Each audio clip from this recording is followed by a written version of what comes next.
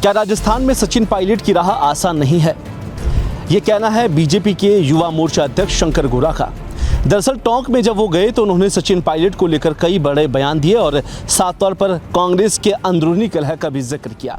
तो मुझे लगता है कि सचिन पायलट की कांग्रेस में ही अपने नेताओं से लड़ाई है और वो अब कहां तक पहुंच पाएंगे वो तो कांग्रेस पार्टी तय करेगी।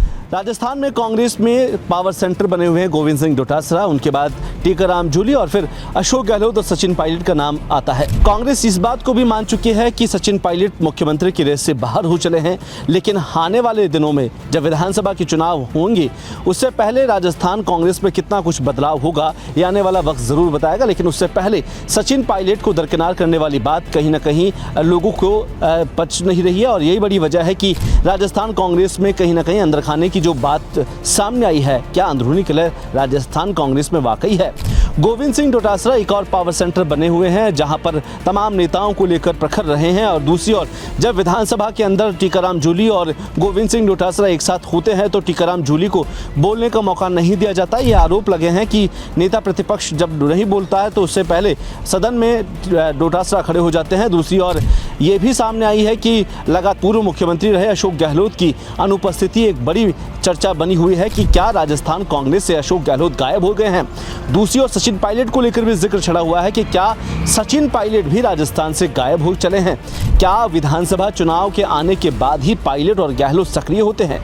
इन तमाम प्रश्नों को लेकर जनता में एक बड़ी बहस छिड़ी हुई है। लेकिन सबसे बड़ी बात यह है कि राजस्थान में हाल ही के दिनों में कोई चुनाव नहीं है, लेकिन पंचायत चुनाव से पहले दोनों नेताओं की सक्रियता अगर दिखती है तो क्या ये बात मानी जाए कि दोनों ही नेता मुख्यमंत्री की रेस के लिए प्रखर माने जा रही हैं। दूसरी ओर राजस्थान में जिस तरीके के घटनाक्रम रहे, टोंक के अंदर सचिन पायलट ने जब चुनाव जीता तो उन्होंने वादे किया था कि टोंक में बड़े विकास के, लेकिन दूसरी ओर कामकाज को लेकर जनता काफ़ी नाराज़ है। टोंक के अंदर हिंदू समुदाय विशेष के लोग पत्थरबाजी करते हैं, उसमें सचिन पायलट की चुप्पी कहीं ना कहीं कई सवाल खड़े करती है। दूसरी ओर सचिन पायलट ने जो टोंक में कई वादे किए थे ट्रेन लाने की और तमाम विषयों को लेकर, वो भी पूरे नहीं हुए हैं। तो अमूमन ये बात मानी जा सकती है कि अगली बार हो सकता है सचिन पायलट टोंक से चुनाव नहीं लड़े, लेकिन पायलट के लिए राजस्थान की राह आसान नहीं है।